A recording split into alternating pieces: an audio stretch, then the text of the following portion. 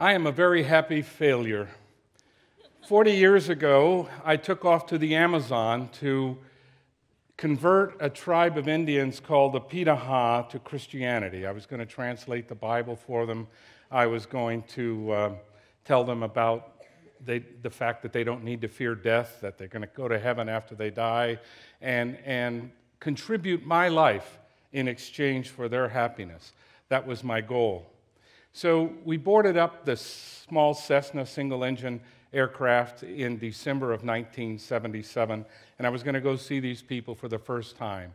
I had some anxiety. I was excited. I didn't know what I was going to find. And we took off, and 2 hours later, we landed on this small jungle strip in the middle of the Amazon, and the first thing that I realized was I was very airsick. We opened the plane doors, and we were surrounded by dozens of Pitahas talking to us in a language that I couldn't make out a single syllable, asking me questions, pulling on me, and I picked up a stick off the ground, and I said, this is a stick. And they said, and I dropped it, and they said, himigit kaube, and I was on my way to learning the language. As they started to show me around the village, one man pulled me by the arm, and he showed me a large rat, a 15-pound rodent, actually, called a paca, roasting on a fire. I could smell the hair, blood was still coming out of the mouth, and it sort of turned my stomach. This got me outside of my comfort zone very quickly. My idea of a good meal is white bread and chicken gravy, and eating a rat wasn't there. In fact, later that day, when I was putting mustard that I had brought from the city on a bologna sandwich, you can see I was adapting very slowly. A woman came up behind me and she said, look, Dan's eating bird shit. And I looked at the mustard and listened to the sound, and I could see where she got that impression. But when I turned to talk to her, her hand was full of a roasted rat head, and she was sucking the brains out. So she was grossed out by my food, and I wasn't terribly pleased by what she was eating. What I have found over the years is that information is hard to come by. New information is hard to come by. When we surround ourselves by people who look like us and talk like us and eat like us and think like us, there's very little room for additional learning. But when I was surrounded by the Pitaha, every single syllable I heard every day long was new information to me. It was a chance to learn. The language turned out to be one of the most unusual languages anyone has ever studied. It was my privilege to go there. I asked the word for skin, and I got awe. And I asked the word for ear, and I got awe. And I asked the word for hand, and I got awe. And I asked the word for Brazil nut shell, and I got awe. And then I asked the word for me, and I got che. And I asked the word for dog excrement, and I got che. I asked the word for enemy, eventually, and they said magiai. And so I said, how do I say friend? Magiai. The tones are vital to every vowel in the language. If you don't have the right tone, and there's only two, high and low, you don't get the language. And because it has tones, it can be whistled, it can be hummed. Whenever they wanted to lose me, they just started whistling, and I couldn't follow what they were saying. I also learned that the language has a syntax, a grammar that's very different from any other grammar that's been studied. So, for example, I can say in English, you drink, you paddle your canoe, you may drown. But in Pitaha, you can only say, you drink, you paddle your canoe, you may drown. That sounds like a subtle difference, but it's caused all sorts of controversy in cognitive science to say that the people choose to talk like that. And then I started working on numbers, and I thought the number 1 was the word hue, and I thought the number 2 was the word hue, and I thought the word for many was bagiso. But it turns out that hue just means a few, hue means a few more, and bagiso means piling stuff on top of each other, a lot of stuff. People without numbers, not even the number 1. This was greeted with tremendous skepticism. Scientists came from Columbia University, Stanford, from MIT, and they did all sorts of experiments to try to prove me wrong. But in fact, that's the way the Pitaha are. And the first language ever documented without numbers was found. It showed us a different way of thinking. It showed us how extensive the perimeters of the human experience are and how many lessons there are to learn from people very unlike ourselves. The words for color. My hair used to be red, and they told me that it was ibesai.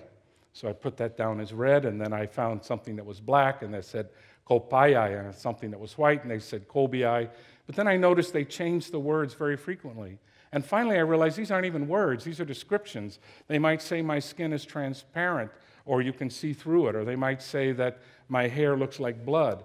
Or they might say that the color of the river is the color of not being ripe. They use different ways to describe different things. And I started to link these things to a single principle, which I call the immediacy of experience principle, which is not that they can't think about the past or they can't think about the future, but they prefer not to talk about things in the distant future and the distant past for which there is no evidence. So, for example, one day I said, so who created the world? This is a good missionary question. And they said, what do you mean? I said, there were no trees. Somebody made the trees. You were there when there were no trees? You've seen the jungle without trees? How old are you? And so it turns out they don't believe anything was ever created. They don't have a concept of God. There's no need for him in their system. And as a missionary, I was talking to them a lot about Jesus. So one day, a group of men came in and they said, hey, Dan, so Jesus, did he look more like us or did he look more like you? I said, well, some people said he looked more like me and other people said he looked more like you. Yeah, but you've seen him. So what does he look like? I said, well, actually, I've never seen him, but your father saw him. No, my dad never saw him either. Well, who saw him? I said, nobody. He's lived a long time ago. Well, if he lived a long time ago and nobody saw him, why are you telling us about him?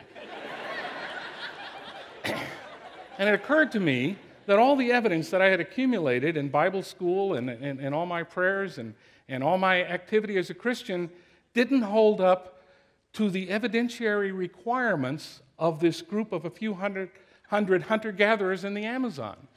They weren't convinced by this at all. So finally one day they came in and they said, hey, Dan, we like you, but we don't want any Jesus. We don't want to know about this stuff. It's okay for Americans. They like to believe that stuff, but Pitaha don't believe that stuff. And so I had to focus on other things. And what I had gone there to do was to tell them about no fear of death. But then it turns out they're not afraid of death. Death is just a natural part of life. So I wanted to help them learn how to be happy. But when I took researchers from MIT there, they said, these must be the happiest people on earth. And I said, well, how would you study that? And they said, well, we just measure the time they spend smiling and laughing. I bet it's more than anybody else. So I had no happiness to offer them. I had no fear of death, so I tried to talk to them about a judgment and how to live. And the most important commandment among the Pitaha is don't tell anybody else what to do. Everybody does. Life's hard enough. Just live your life the best you can. So that didn't work either. And eventually I came to the realization if it doesn't work for them, it probably shouldn't be working for me. And I became an atheist. So the only convert I ever got, my only convert was me. So I'm a failure. There are no Pitaha believers. There's no church. None of that stuff worked. But I learned a lot about language, so I decided maybe there was some useful profession I could enter, so I became a linguist and an anthropologist and began trying to understand their culture in even greater detail. And realizing that new information is, again, as I've said, hard to come by. If you sit in a room with people who look just like you, who are your gender, who are your age, your economic background, the chances of getting really new information are minimal because everybody already agrees. It's like a famous philosopher friend of mine said once, I don't read anything because if they disagree with me, they're wrong, and if they agree with me, I already knew that. Often that's the way we think until somebody forces us to think differently. So how can we possibly bring newness to our life? How can we, without going to the Amazon, transform our experience and our relationship to the world in such a way that we open channels of new information? Many computer scientists define learning as changed behavior after exposure to new information. So where do we get this new information? Well, one suggestion is especially in a place like Philadelphia, look around you and find people different from yourselves. Make friends of different genders, of different sexual orientations, but especially make friends with families. And one thing I suggest to people, you don't have to travel outside the United States. Find a family that's willing to tolerate you for a week and go live with them for a week and live under their rules and taste their food. And more than taste their food, learn to like it. And if they're from a different religion, learn to respect how they believe and understand how they believe. So you're not just a tourist in their home, you're actually living in their home by their rules. I had to do this for the very first time with the Celtal Indians of southern Mexico. My family, we went to live with the Celtals. We spent several nights with them. We had sleeping on the dirt floors. We had rats running around. We had all sorts of experiences we hadn't imagined. But at the end of the time, we learned to respect them and their beliefs. They learned a little bit more about us. Of course, the food wasn't a problem with the Celtals because they're descendants of the Mayas and they eat tortillas, black beans, and chilies. And that is my favorite food in the world. So that wasn't terribly a challenge. But then when we look around us and think about corporations and governance and how we can bring this kind of newness into our lives, take a look at the typical boardroom, and if everyone around that board table looks the same, you can bet that this is not going to be an innovative company.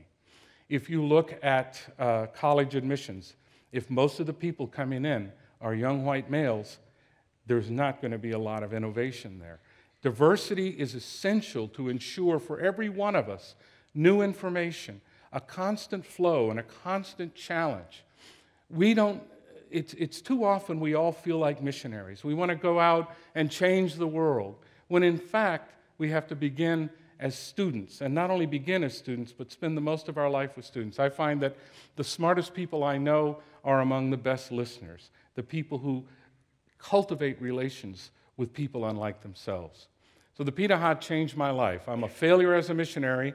I'm a mediocre scientist, but I have learned a tremendous amount through the eyes of the Pitaha, who call themselves Hiaichehe, the straight ones. And we are all Awe, which means crooked. So they're ethnocentric. Thank you very much.